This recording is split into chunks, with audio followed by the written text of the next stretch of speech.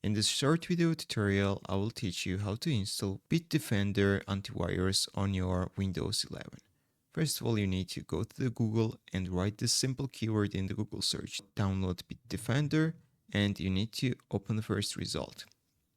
Then you need to click this free download button right here, then choose the location where you want to download it and click the save button.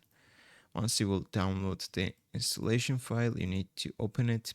Then you need to agree to their terms and click on the install button. So it will start the process of downloading the antivirus. You need to wait a few seconds. After the download process will finish, then it will start the installation. So you need to wait again a few minutes or seconds and then click this blue button right here.